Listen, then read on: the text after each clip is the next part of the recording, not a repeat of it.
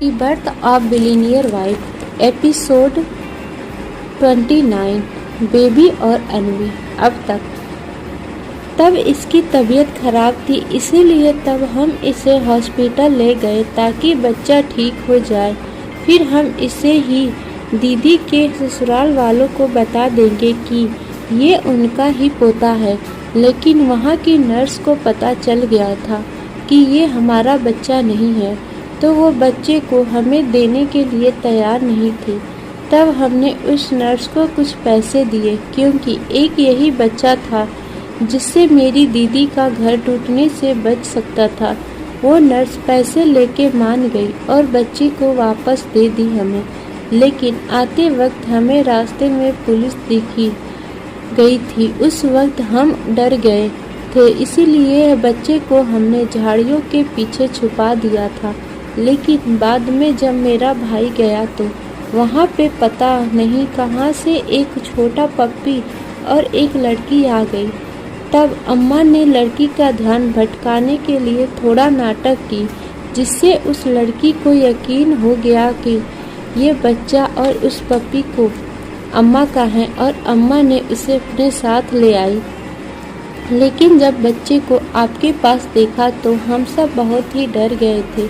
किसी भी हाल में बच्चे को हम खोना नहीं चाहते थे, इसीलिए हमने आपके ऊपर अटैक किया। इतना बोलकर चेतन चुप हो जाता है। उसकी बाजू में खड़ी औरत भी रोने लगती है, अपना फेस अपने पल्लू में छुपा के।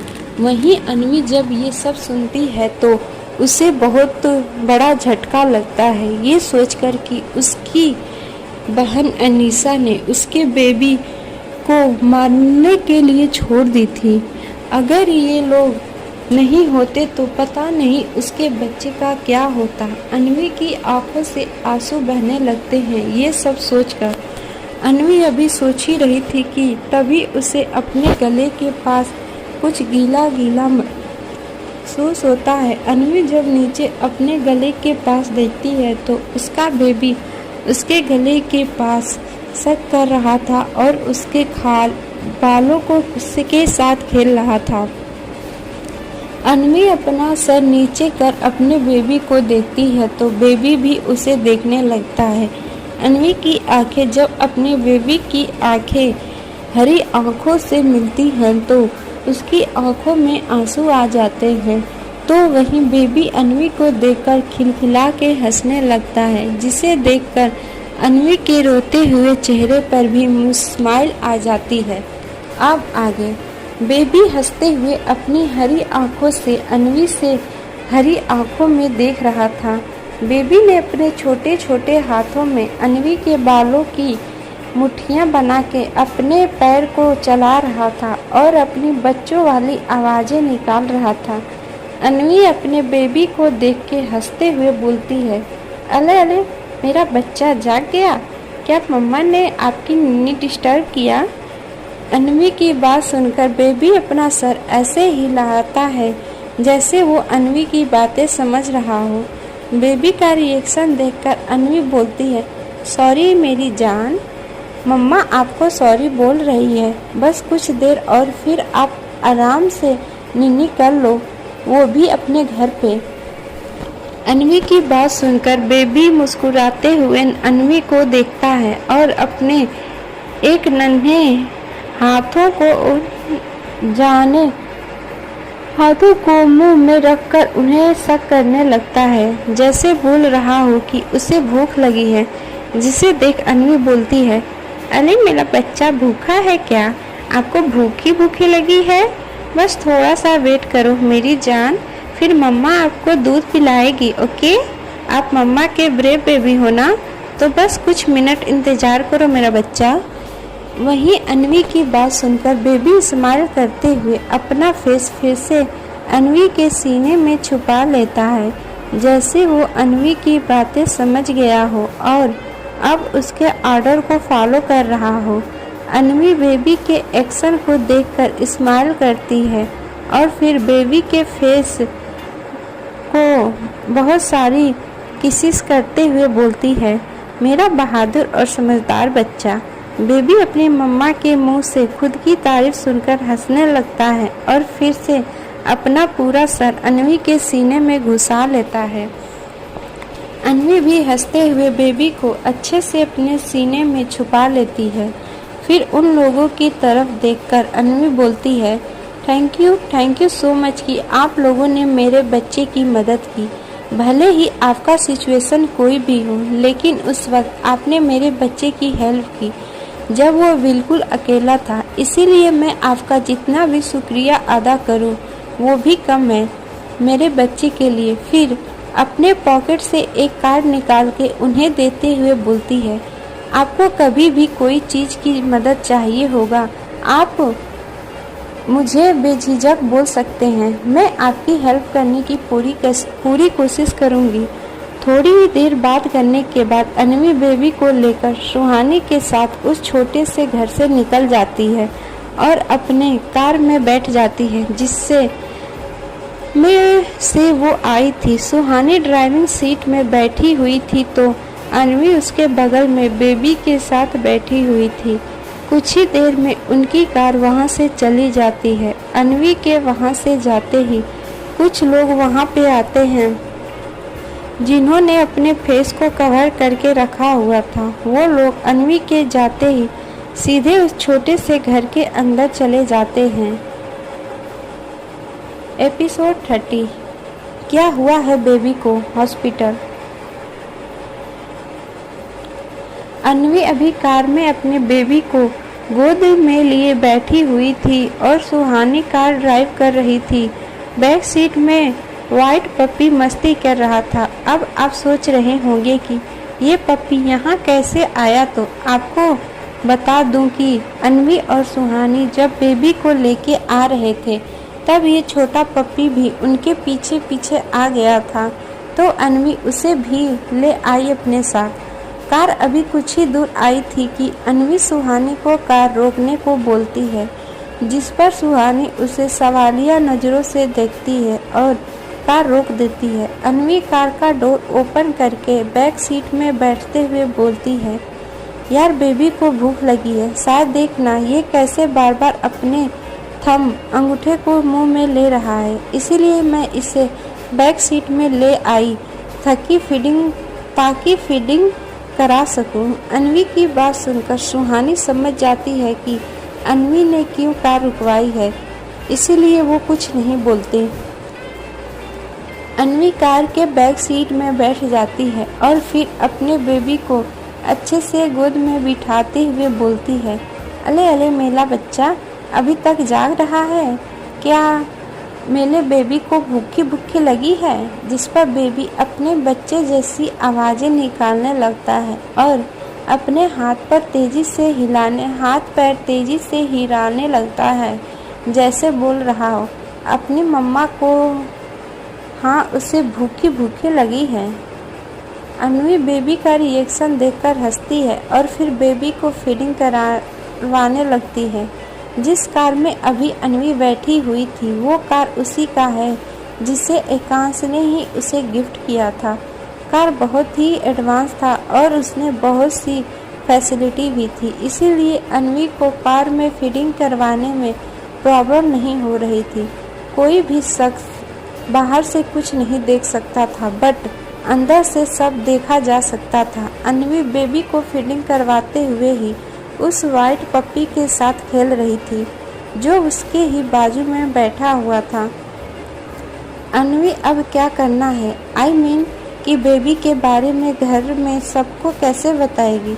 सुहानी कार ड्राइव करते हुए ही अन्वी से पूछती है, जिस पर अन्वी बोलती है, मैं अभी नहीं बताऊंगी किसी को भी मेरे बच्चे के बारे में, और इसका रीज़न मैंने तुझे पहले ही बता दी हूँ, इसीलिए मैं अपने बच्चे को लेकर कोई रिस्क नहीं ले सकती अभी के लिए। यही बेहतर होगा कि इसे सबसे छुपा के रखूं। पहले मैं कपूर मेंशन से सभी जासूसों को निकालूंगी, फिर अपने बेबी को वहां लेकर जाऊंगी, क्योंकि अभी मैं नहीं चाहती हूं कि बाहर किसी को भी मेरे और एकांश के बेबी के बारे में भनक भी लगे। बहुत से दुश्मन हैं हमारे और मैं नहीं चाहती कि कोई मेरे बेबी को टारगेट करे। वैसे भी मेरे बच्चे ने अब तक बहुत सहा है। इतना बोलकर फिर अन्वी अपने सो चुके बेबी को देखती है जो फीडिंग करते हुए ही सो गया था। अपने बच्चे को अपने गोद में आराम से सोता देखकर अन्वी को भी सुकून मिल रहा था। वो अच्छे से बेबी को अपने गोद में सुलाती है, फिर कार्ड में ही रखे एक ब्लैंकेट को निकाल के बेबी को अच्छे से करके ढक देती है और बड़े ही प्यार से अपने सोते हुए बेबी को देखने लगती है। वाइट पप्पी भी अब तक सो गया था अन्वी के बाजू में ही। अन्वी अभी अपने सोते हुए बेबी का फेस हल्के हाथों से टच कर रही थी। अन्वी कभी बेबी के गालों को टच करती तो कभी उसके घनी घनी पलकों को। अन्वी अभी अपने बेबी को देख ही रही थी कि तभी उसकी नज़र बेबी के गले के पास पड़ी, जहाँ पर रेड रेड हो रखा था, जिसे देखकर अन्वी चौंक जाती है और फिर बेबी के ब्लैंकेट को हटा के बेबी का कपड़ा निकाल देती है। फिर उसे चेक करती है तो देखती है कि बेबी के बॉडी में जगह जगह रेड रेड निशान है।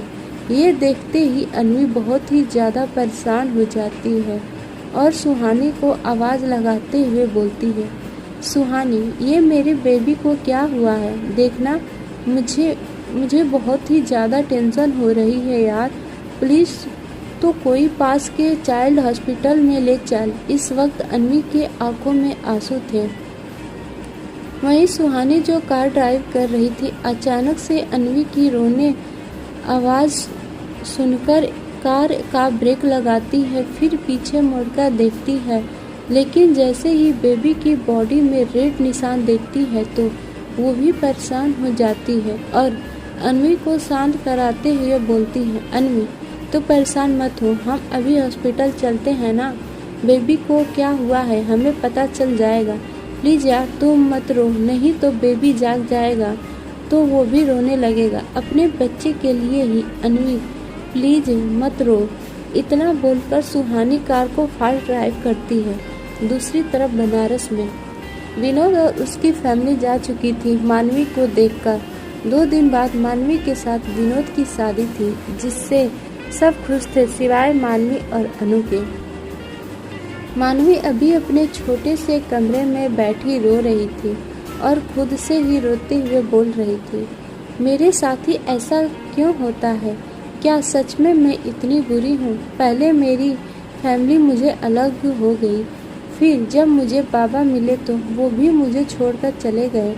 जिसे मैंने अपनी माँ माना उसी ने मुझे बेच दिया, एक गुंडे मवाली को। मुझे उनसे शादी नहीं करनी है, वो बहुत ही बुरे हैं, पर मैं कुछ नहीं कर सकती। अगर मैंने शादी नहीं की तो वो लोग अनु को उठा के ले जाएंगे।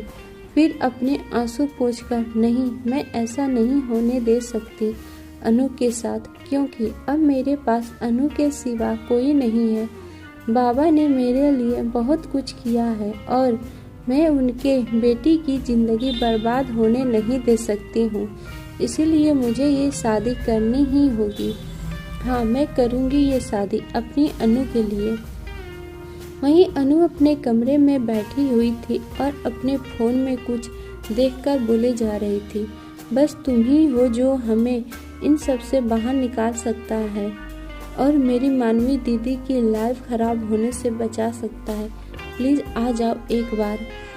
वहीं कपूर इंडस्ट्री में एकांश अपने कैबिन में बैठे काम कर रहा था। तभी वहाँ पे रजत आते हुए बोलता है, सर, रात के 11:15 हो गए हैं, क्या आप घर नहीं जाएंगे? मैम आपका वेट कर रही होंगी घर पे।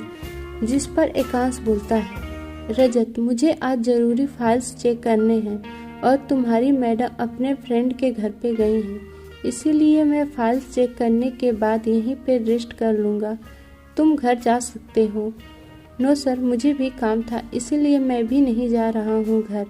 ये डिनर आप कर लीजिए, मेरी माँ ने आपके लिए भेजा है। पिछली बार आपको ये पसंद आया था ना, तो माँ आज फिर बना के आपके लिए भिजवा दी है। माँ ने तो जल्दी ही भिजवाई थी, लेकिन मीटिंग अटेंड करने चला गया तो मैं देना ही भूल गया आपको। इतना बोलकर रजत चुप हो जाता है। आज का सफ़र यहीं ख़त्म होता है। मिलते हैं कल एक नए चैप्टर में।